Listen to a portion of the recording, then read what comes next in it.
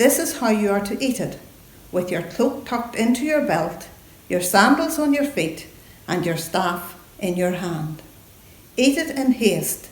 It is the Lord's Passover.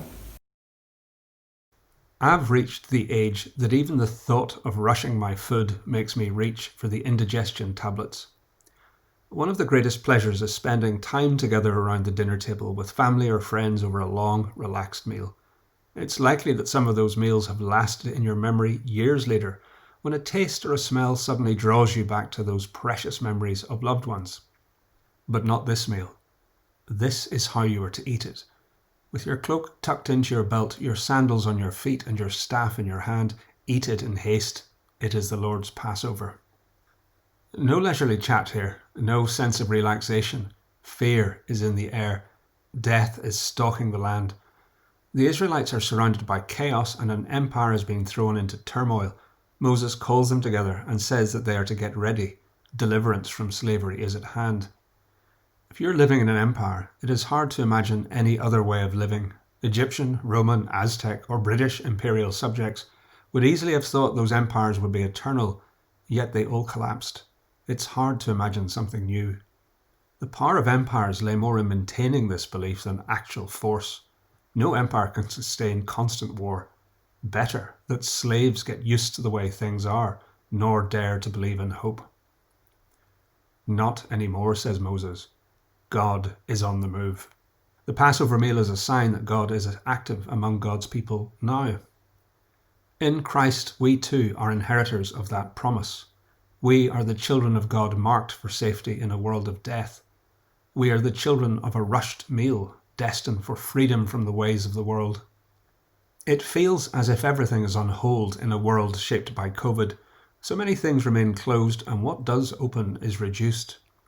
It would be easy to think that things have stopped, but God has never stopped being at work among us. There is a danger highlighted in this meal, the danger of being too comfortable with the world and forgetting that we are a people set apart. There are stern punishments in the rest of this chapter of Exodus about those who eat bread with yeast, something that sounds downright odd to us, unless you realize that the writer of Exodus is implying the problem is not their diet, but their traitorous complacency with evil.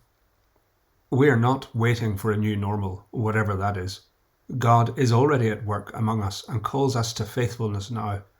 The world is in turmoil, but as a people of promise, we know the good news that God has saved us. We are then to be faithful in sharing this news, not just in our words, but our actions. As Paul says in our reading from Romans, for all the laws in the world, we are called to the highest law of loving our neighbour. How little love there is in the world today. World leaders actively promote hatred and division to promote their own empires. How easy it could be to keep our heads down and hide. How radical is it to do something as simple as loving your neighbour as God has loved us. As a congregation, as individual Christians, we have to beware complacency. It is not our buildings or traditions that save us, but a living relationship with Jesus. And we're to get going. We have to rush. The world is dying, but we have the words of life among us. Empires want you to dawdle. Salvation is at hand, though. And the miraculous truth is that our faith is what terrifies empires, the belief that God makes things new. As a congregation working to reopen our buildings this month, let us always ask ourselves if we're being faithful to Jesus. We're not just to be planning to get ourselves back into our sanctuary, but to be dedicated to getting people into a living relationship with Jesus. In whatever way you can help, through your support, your giving, your prayers and your service this week, ask God to help you see opportunities to share hope with others. It could be telling someone that you're praying for them. It could be helping out teaching our kids or young people. It could be visiting a neighbour. It could be sharing this service of worship. It could be you chatting about your faith.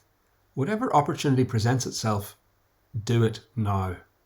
God isn't far off from us, but alive among us today.